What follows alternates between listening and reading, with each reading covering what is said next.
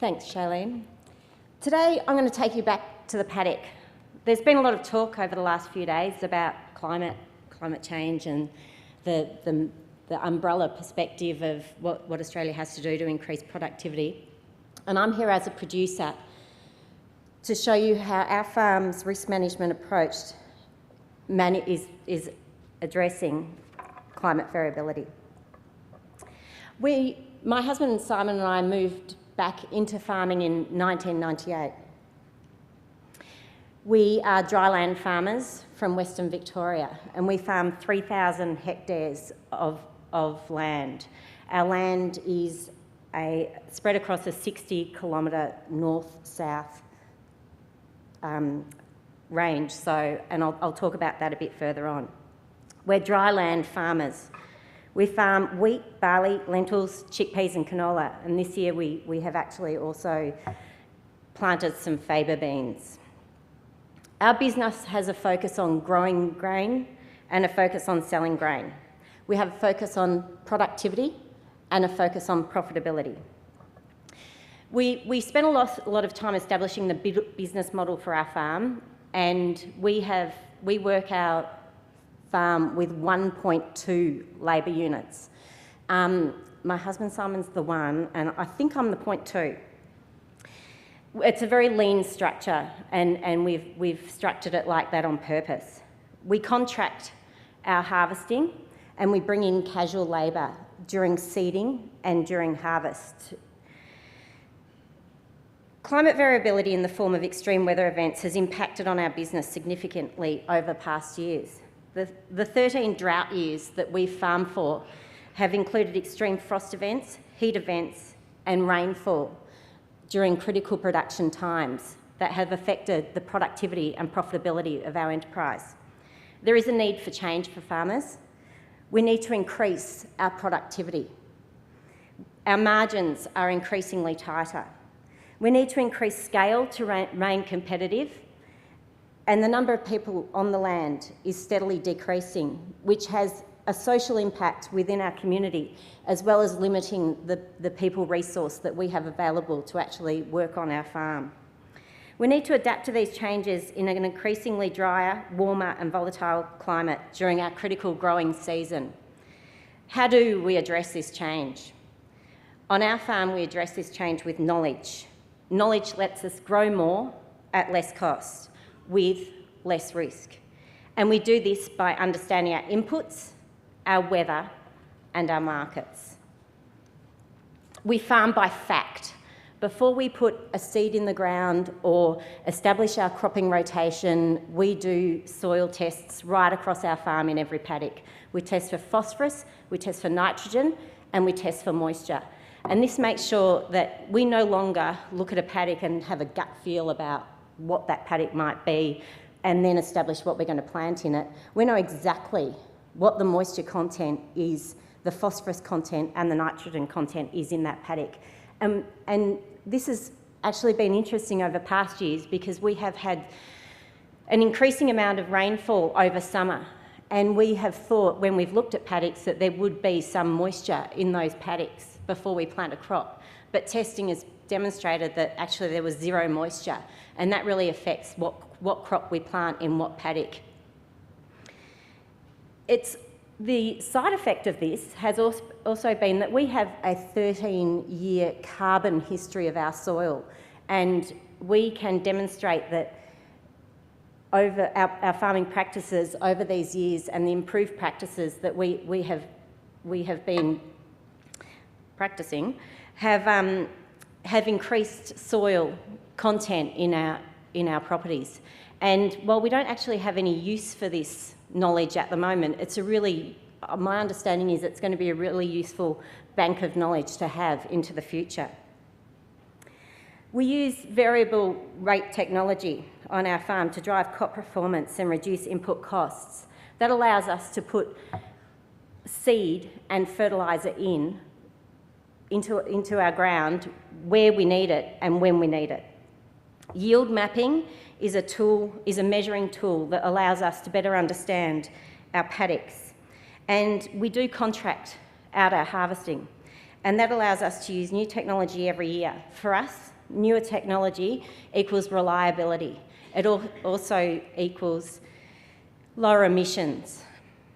We've moved to a no-till farming system, and that's one way that we have decided to address the health of our soil, because we do regard our soil as one of our most precious resources, and no-till farming really aims to address the health of our soil. We've moved over the last 13 years from steering the tractors ourselves to a guidance system, into auto steer, and now we have inter-row sowing made possible through advances in technology. And that's actually really exciting, because what that means is we can sow a seed. I don't know if any of you know what a canola seed looks like, but it looks like a poppy seed on your bread. We can sow that seed within 3 centimetres accuracy on our farm. And it's made a huge performance difference to our enterprise. It's had some effects that we expected, and it's had some effects that we haven't expected. One of the great advantages of inter-row sowing is that you just sit in the tractor and you're like you're in the Starship Enterprise, and there's lots of things happening there, and you just sit there and make sure if an alarm goes off, you know what's happening, or otherwise the tractor's steering itself around our paddocks. They know where to go, they know what to sow. What that's done for us is reduced operator fatigue, which has allowed us to use minimum labour units on our farm. It's also meant decreased inputs, because we know exactly where we're putting our seed and fertiliser, so we've reduced overlay. And what it's also allowed us to do is really cool things, like sow our lentils into our cereal crops. And what we would do is sow a lentil in that row, between those rows. And that will allow the lentil, which is like a creepy little ferny plant, to climb up the last year's stubble. And that means that the lentil gets more sun, which means it will flower more and produce more seed. It also means it gets more airflow through it, which will decrease disease. That leads to our use of new and better seed. And this year has been a really interesting year for us. Over our harvest period, we experienced a lot of rainfall. Our annual rainfall total on our farm is 400 mil. And over the harvest season, we got 385 mil of rain. And that wasn't soft, gentle rain, that was hard, hammering rain. And what that did was a few things to our crop. It firstly decreased the quality of the crop, because it caused discolouring and a change in the protein and moisture content of our grain. But what it also did was literally hammer our lentils off their vine onto the ground. So this year we were using a new variety of seed called Flash. And when we compared the outcome of our new varieties of seed Flash with the old variety of lentil Digger that we used, we worked out that we got a 20% better return on the new variety of seed than the old variety. And I think that demonstrates to us the importance of research and development in creating new varieties of seed for us to use on our farm to make those productivity increases. Weather is very important to a farmer, and the old adage is that you always know farmers' kids because they stop talking when the weather comes on. We have our farm spread over, as I said, a north-south geographic spread, and that was very purposeful for us because we regard that as managing risk. We're managing weather and we're managing risk. We have a significant rainfall difference between our northernmost farms and our southernmost farms. We have a soil type difference which allows us to grow a variation of crops that we would otherwise be unable to grow. And there's a far diminished frost risk in the southernmost farms compared with the northernmost farms. The impact of extreme weather events causes a huge variation in crop performance as a result of climatic conditions, dry, frost, heat and rain events during peak production and harvesting times. We're getting smarter about managing events such as frost. We understand that into the future we will be having more frost events, and we're looking towards new varieties of grain that allow us to manage our varying weather in the light of climate variability.